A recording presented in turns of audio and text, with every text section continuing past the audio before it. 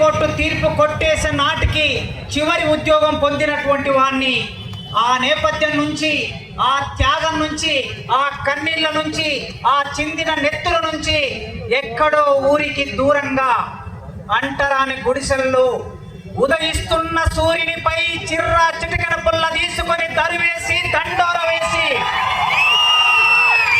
ఆ అంటరాని పాదాలతో ఈ మహానగరాన్ని పావనం చేయించిన నాయకుడు మన మందకృష్ణన్న మాత్రమే నేల మీద ఉన్నాడు.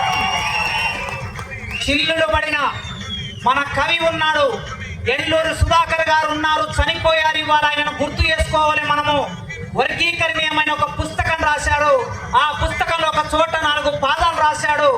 చిల్లులు పడిన గొడుగు కింద తెగిన చెప్పులను ముడుసుకుంటా కూర్చునే మాదిగా ఒక్కసారి తలెత్తి చూస్తే ఆకాశంలో ఉన్న సూర్యుడు కిందికి నేల మీద పడిపోయాడు.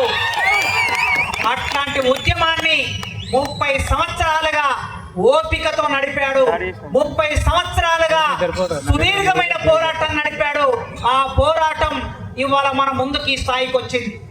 ఈ స్థాయికి వచ్చినప్పుడు అనుభవించిన ఫలాలు అనుభవించిన వాళ్ళం ఉన్నాం, ఫలాలని అనుభవించబోయే వాళ్ళు ఉన్నారు. ఇక్కడ ఎంఆర్పిఎస్ తెలంగాణ రాష్ట్ర అధ్యక్షుడైనా నరేష్ అయినా, లేదా ఆంధ్రప్రదేశ్ రాష్ట్ర అధ్యక్షుడైనా, ఇక్కడ ఉన్న యువతరమైనా, లేదా మీ బిడ్డలైనా రేపు రిజర్వేషన్ వర్గీకరణ ఫలితాలు అనుభవించబోతున్నారు కనుక మీరందరూ సిద్ధంగా పోరాటానికి సిద్ధపడి ఉండాలి మిత్రులారా.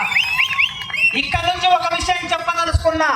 ఈ 30 ఏళ్ల కాలంలో నడిచిన ఉద్యమం కేవలం మాదిగల కోసం నడిచిన ఉద్యమం మాత్రమే కాదు.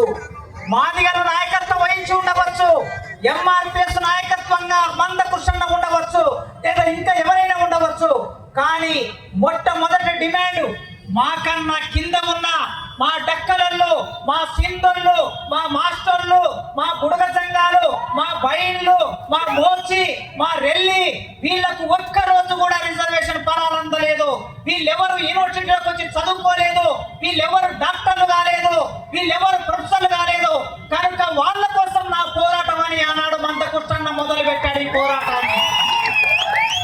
ఈ దేశంలో ఎవరైనా నిస్వార్థంగా జీవిస్తారనంటే మీరు ఏ సిద్ధాంతాల ప్రకారమైన చెప్పండి.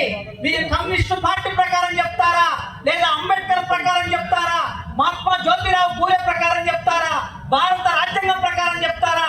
ఈ దేశంలో నిస్వార్థంగా జీవించే మనిషి ఎవరైనా ఉన్నారంటే అది మాదిగలు మాత్రమే ఉన్నారు. తమ్ముళ్ళారా, మర్చిపోకండి. అన్నలారా, నేను ఈ మాట మాదిగ కనుక నేను చెప్పడం లేదు. నీ కాలుకు ముళ్ళు గుచ్చుతే, నీ కాలుకు రాయి తలుగుతే, నెత్తుర గారుతుంటే అయ్యో నా తోటి మనిషి బాధపడుతున్నాడని చర్మాన్ని వలిసి చెప్పులు గుట్టించిన నిస్వార్థపరమైన జాతి ఇది. ఆ జాతి నుంచి వచ్చిన వాళ్ళం. అందుకే ఆ జాతి తెలుగు నేల మీద ఉద్యమాలకి పురుడు పోసింది. మందకృష్ణ ఎంఆర్పిఎస్ అనే ఒక ఉద్యమాన్ని ప్రారంభం చేస్తే మాదిగ దండోర